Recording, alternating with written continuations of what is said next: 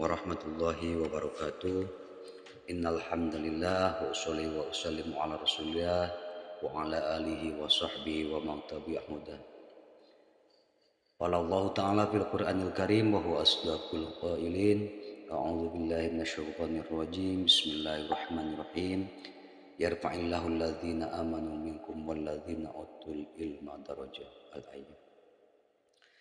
Pertama-tama marilah kita panjatkan puji dan syukur kehadirat Ilahi Robbi yang mana berkat inayah dan irodahnya alhamdulillah kita semua bisa bermuajahah, berkumpul di dalam acara kegiatan diseminasi budaya positif. Salawat beserta salam semoga tercurah limpahkan kepada baginda alam yakni Habibana wa Nabiyana Muhammad sallallahu alaihi wasallam, pada keluarganya, para sahabatnya, tak lupa kita selaku umatnya mudah-mudahan mendapatkan syafaat di yaumul qiyamah nanti. Amin ya Allah ya rabbal alamin. Bapak Kepala Sekolah yang saya hormati, rekan-rekan guru yang saya banggakan, izinkanlah saya untuk berdiri di sini untuk memaparkan ataupun menyampaikan budaya positif di lingkungan sekolah, di mana konsep inti budaya positif ini ada 8. Yang pertama, perubahan paradigma belajar, disiplin positif, nilai-nilai kebajikan, kebutuhan dasar manusia, motivasi perilaku manusia, posisi kontrol guru, keyakinan kelas, dan segitiga restitusi. Sebagaimana yang poin pertama yaitu pembelajaran dengan paradigma baru. Pembelajaran dengan paradigma baru merupakan pembelajaran yang berorientasi pada penguatan kompetensi dan pengembangan karakter yang sesuai dengan dimensi profil pelajar Pancasila. Pembelajaran paradigma baru yang dimaksud yaitu kurikulum merdeka, sebagaimana yang diamanatkan atau diinstruksikan pemerintah sekarang ini bahwa setiap sekolah harus melaksanakan kurikulum merdeka. Kurikulum merdeka ini memastikan bahwa pembelajaran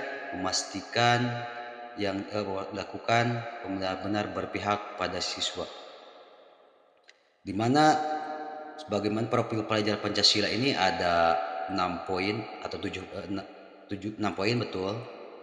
Yang pertama, beriman, bertakwa kepada Tuhan Yang Maha Esa, berakhlak mulia. Yang pertama. Yang kedua, mandiri. Yang ketiga, berkebinekaan global. Yang keempat, bernalar kritis. Kelima, bergotong royong. Dan keenam, kreatif. Beriman kepada Tuhan Yang Maha Esa sebagaimana dalam visi misi SD sekolah kita itu sudah diterapkan, yaitu yang diaplikasikannya dengan sholat zuhur berjamaah dan juga sholat duha berjamaah. Ya, di sini kita dari pihak sekolah telah menganjurkan kepada semua warga sekolah atau siswa dan siswi untuk melaksanakan sholat duhur berjamaah dan juga di pagi hari sholat duha berjamaah. Yang kedua, mandiri. Apa itu mandiri? Mandiri adalah ketika siswa harus belajar sendiri dan apapun itu kegiatannya jangan sampai terpaku pada orang lain. Yang selanjutnya, berkebinekaan global. Siswa harus bisa mengimbangi zaman atau era globalisasi sekarang ini. Jangan sampai ketinggalan. Tapi ingat, ketika siswa mengimbangi ke era globalisasi ini, jangan sampai kita terbawa arus yang hal-hal yang negatifnya. Sebab apa? Zaman sekarang alat-alat ataupun IT udah mulai canggih sampai masuk ke siswa dan siswi kita. Mohon kepada orang tua untuk bisa mengontrol anaknya, jangan sampai siswa tersebut bisa ke IT tapi mereka hal-hal yang negatif. Sebab apa? Di dalam Android ataupun di dalam IT sekarang udah masuk ke HP-HP, banyak kejadian-kejadian ataupun hal-hal yang sifatnya hal-hal negatif. Contohnya contoh kecil yaitu judi online sudah merebak di masyarakat kecil. Selanjutnya bergotong royong, di mana siswa harus bergotong royong dalam kegiatan di sekolah maupun di rumah. Sebab tanpa adanya gotong royong, sesuatu apapun tidak akan terjalin atau tidak akan terselesaikan dengan baik. Tuh, gotong royong. Baik contohkan di kelas. Di kelas siswa harus bergotong royong membersihkan halaman sekolah, ruangan kelas dan juga lingkungan sekolah supaya terciptanya suasana lingkungan yang aman dan bersih. Sehingga endingnya siswa merasakan sehat. Yang selanjutnya bernalar kritis. Di sini bernalar kritis, siswa harus bisa menyaring hal-hal yang masuk ke lingkungan kita. Mana hal-hal yang positif, mana hal yang negatif. Jangan sampai disamaratakan antara positif dan negatif, apalagi cenderung ke hal-hal negatif. Nah, dari itu saya juga meminta kepada pihak sekolah ataupun warga sekolah untuk mengontrol siswanya, baik di sekolah itu siswanya, kalau di rumah itu anak ataupun putra putri bapak dan ibu. Itu. Selanjutnya profil pelajar Pancasila adalah kreatif, di mana siswa dianjurkan atau didorong untuk lebih kreatif. Tapi ingat, awalnya atau dimulai dari diri kita sendiri, yaitu seorang guru harus merasa kreatif, harus bisa kreatif, menciptakan pembelajaran yang kreatif sehingga siswa termotivasi, sehingga siswa ketika pembelajarannya menyenangkan, dan endingnya siswa berhasil dengan pembelajarannya dan mendapatkan ilmu yang lebih baik dari sebelumnya. Itu adalah profil pelajar Pancasila. Selanjutnya disiplin positif. Yang kedua adalah disiplin positif. Apa itu disiplin positif? Disiplin positif merupakan pendekatan mendidik anak untuk melakukan kontrol diri dan pembentukan kepercayaan diri. Tuh. Disiplin positif bertujuan, apa tujuannya disiplin positif?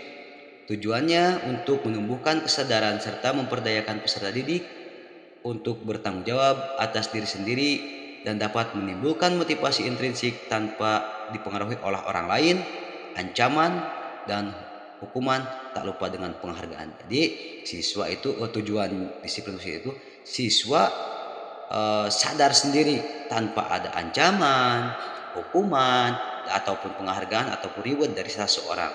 Jadi bukan terpaku pada hal-hal yang tiga tadi. Tuh. Kita sebagai pendidik apa yang harus kita lakukan? Kita sebagai pendidik harus bisa menumbuh kembangkan disiplin positif terhadap peserta didik sehingga mereka berperilaku yang mengacu pada nilai-nilai kebajikan universal dan memiliki motivasi intrinsik dalam mengendalikan diri menuju ke arah perubahan yang lebih baik. Tuh ya. Sehingga kita sebagai pendidik itu harus mengarahkan, menumbuhkan kodrat zaman dan kodrat alamnya itu siswa itu supaya menjadi siswa itu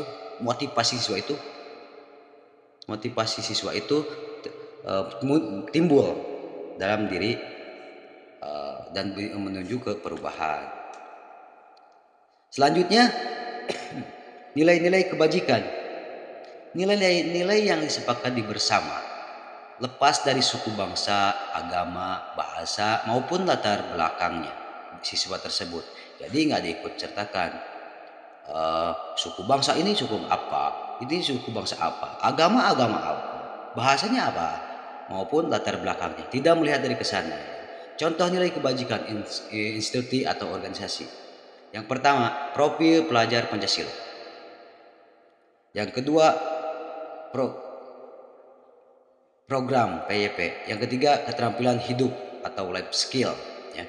Profil Pancasila beriman bertakwa sebagaimana kepada Tuhan Yang Maha Esa dan berakhlak mulia, berkebinekaan global, gotong royong, mandiri, kreatif, dan bernalar kritis. Sebagaimana tadi sudah dipaparkan di depan ya.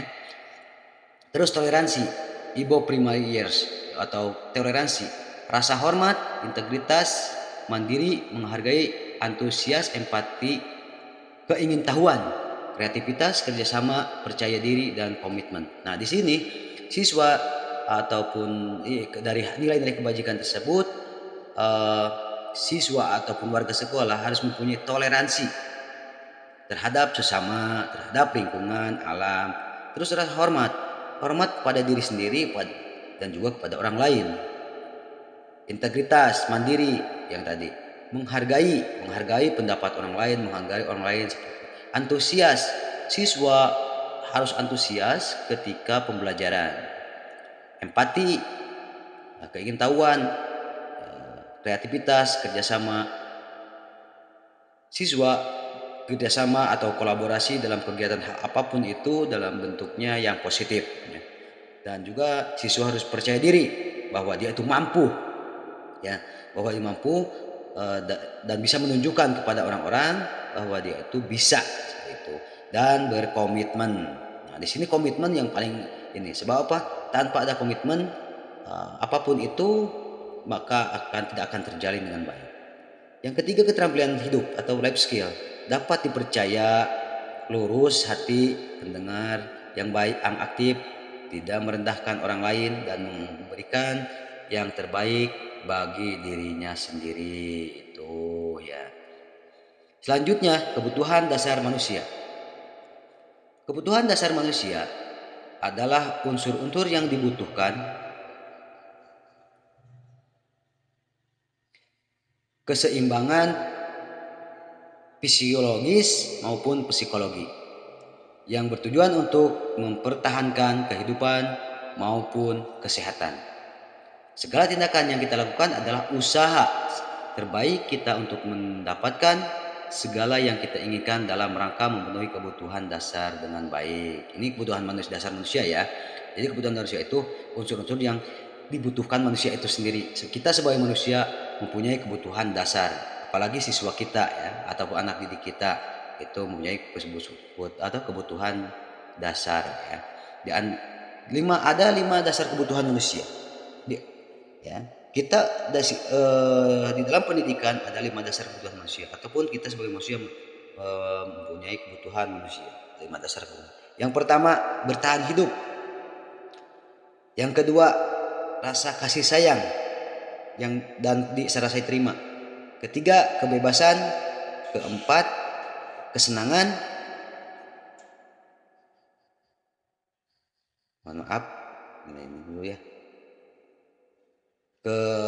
Kelima, penguasaan. Di mana bertahan hidup? Apa sih? Apa sih yang termasuk bertahan hidup? Di antaranya adalah makanan, pakaian, tempat tinggal, keamanan, dan kesehatan. Di sini otomatis kita sebagai manusia memerlukan makanan, pakaian. Kenapa memerlukan makanan? Karena kita apabila tidak makan, kita tidak akan hidup, tidak akan punya tenaga untuk beraktivitas. Pakaian, kita membutuhkan pakaian. Untuk apa? Untuk menutupi seluruh badan kita. Karena apa? Kita harus sebagai umat Islam, kita harus menutupi aurat ya, yang tertambah. Yang selanjutnya, keamanan. Sama, keamanan, kita perlu keamanan ya. Apalagi siswa kita perlu aman dalam kegiatan pembelajaran di sekolah. Terus yang selanjutnya, kesehatan. Kesehatan ini diperlukan. Kenapa? Tanpa kita sebagai manusia, apabila kita tidak sehat, kita tidak akan bisa bergerak, tidak akan bisa tumbuh kembang, dan juga apalagi pembelajaran kita tidak akan bisa belajar dengan baik. Selanjutnya, kasih sayang dan rasa diterima. Sayang dan rasa diterima ya. Rasa diterima, peduli, berbagi, kerjasama, menjadi bagian dalam kelompok. Nah, di sini kita manusia perlu kasih sayang, baik dari sesama maupun dari orang lain. orang tua dan juga masyarakat itu sendiri ya. Tuh. Selanjutnya kebebasan. Kebebasan di mana kebebasan itu apa namanya diklasifikasikan dah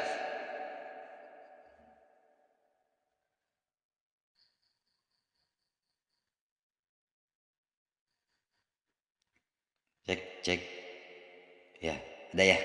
Maaf mohon maaf ada gangguan teknik. Mandiri, memiliki pilihan, mencoba hal yang baru, mampu mengendalikan arah dirinya sendiri. Tuh. Terus kesenangan kita manusia membutuhkan kesenangan. Bermain diantaranya bermain, humor, antusiasme, dan tertawa. Ketika kita tertawa atau peserta kita tertawa, berarti siswa tersebut merasa senang dalam pembelajaran kita. Itu. Terus penguasaan. Penguasaan di sini ada beberapa. Di antaranya harga diri, keinginan untuk dianggap memimpin, berprestasi, diakui dan didengar oleh sesama yang. Jadi ada 5 poin di sini, kelima kebutuhan dasar manusia. Sekali lagi, bertahan hidup, kasih sayang dan rasa terima, kebebasan, kesenangan, dan penguasaan. Ya, itulah 5 dasar kebutuhan manusia. Selanjutnya adalah motivasi perilaku manusia. Dalam motivasi perilaku manusia ini ada 2. Yang pertama motivasi ekstrinsik dan motivasi intrinsik. Motivasi intrinsik diantaranya untuk menghindari ketidaknyamanan atau hukuman. Di sini ini terjadi motivasi ekstrinsik dari luar ya. Untuk yang kedua adalah untuk mendapatkan imbalan dan penghargaan dari orang lain. Jadi merasa kita akan mendapatkan imbalan ataupun ucapan terima kasih ataupun itu bentuknya, itu adalah motivasi seseorang itu ekstrinsik ya. Dan juga tadi menghindari hukuman, takut ini, takut itu. Contohkan, takut di sekolah, takut ketika tidak melaksanakan ketika melaksanakan hal yang negatif, takut dimarahi, takut kena hukuman, takut kena azab ataupun dan sebagainya. Dan untuk imbalan, contohkan siswa kita ketika mendapatkan nilai yang besar akan dikasih reward ataupun hadiah dari kita sebagai guru. Itu. Yang kedua adalah intrinsik. Dari mana itu motivasi intrinsik? Motivasi intrinsik terjadinya atau tertimbulnya dari dalam kita sendiri. Di antaranya untuk menjadi orang yang mereka inginkan dan menghindari dari diri sendiri dengan nilai-nilai yang mereka percaya. Jadi intrinsik dari dalam diri kita, bahwa kita bisa apa yang saya inginkan, ya. Jadi dalam saya mau jadi bagaimana, saya mau jadi orang gimana, seperti itu adalah motivasi intrinsik ya. Selanjutnya 5 posisi kontrol guru. Di sini ada 5 posisi kontrol guru. Pertama penghukum, pembuat merasa bersalah, teman, pemantau, dan manajer ya. Di sini kita di posisi mana kita sekarang berada ya. Sebagai guru kita di mana berada. Contoh 5 posisi kontrol guru nih. Kasus 1. Siswa kedapatan tidak melaksanakan piket harian kelas selama 3 hari berturut-turut. Di sini posisi penghukum, contohkan. Bersihkan seluruh pekarangan sekolah. Nah, ini masuknya penghukum ya. Yang selanjutnya pembuat merasa bersalah. Berapa kali sudah Bapak harus mengingatkan kamu selalu saja mengecewakan Bapak. Nah, di sini. Selanjutnya sebagai teman. Bagaimana kita sebagai teman? Posisi kita. Apabila kita sebagai teman di sini, ayo dong ikut keyakinan kelas. Tolong bantu Bapak ya. Sekali ini ya sudah, tidak apa-apa. Lain kali jangan sampai berbuat seperti ini lagi. Nah, ini bahasanya seperti itu. Itu sebagai teman. Kalau kita sebagai guru, kontrol kita sebagai teman itu. Terus selanjutnya pemantau.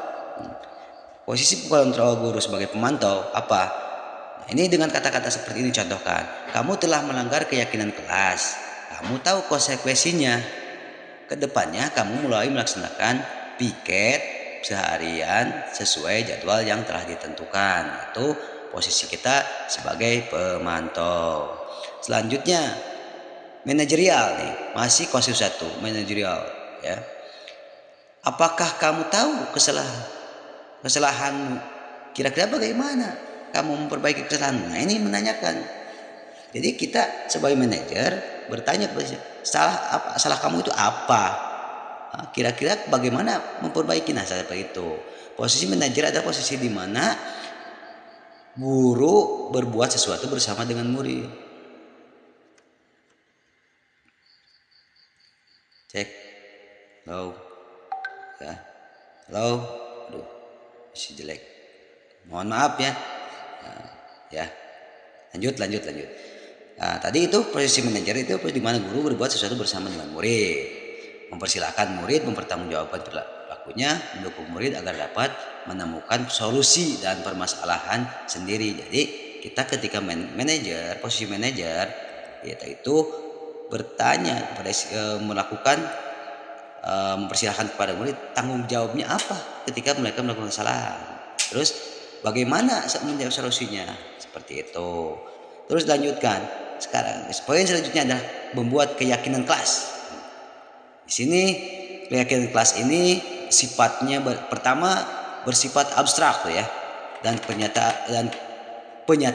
pernyataan yang universal, menyeluruh. Ya. Yang kedua, semua warga kelas dilibatkan dalam membuat keyakinan kelas. Jadi semua warga sekolah itu dilibatkan membuat keyakinan, terutama siswa ya dan guru. Yang ketiga, guru mewujudkan keyakinan kelas dengan cara menanyakan pendapat peserta didik, mengambil pendapat yang bernilai positif. Selanjutnya disepakati untuk jadikan keyakinan kelas bersama. Yang keempat, murid dilatih untuk bertanggung jawab atas keyakinan kelas maupun keyakinan sekolah yang sudah disepakati. Jadi murid itu harus bertanggung jawab apa yang disepakati, sebab apa telah dibuat bersama-sama, harus disepakati. Intinya harus konsisten atau komitmen. Ya, maaf. Untuk selanjutnya, segitiga restitusi. Apa itu segitiga restitusi? Adalah suatu proses penyelesaian masalah murid dengan cara berdialog untuk menstabilkan identitas, validasi tindakan yang salah, dan menanyakan keyakinan sehingga dapat memperbaiki masalah serta dapat kembali ke kelompok yang tidak merasa gagal. Nah, ini ya. Segitiga restitusi itu suatu proses menyelesaikan masalah ya. Identitas, menstabilkan identitasnya, validasi tindakan yang salah, dan menanyakan keyakinan sehingga mereka bisa kembali ke yang ke kelompok dengan tidak merasa gagal gitu.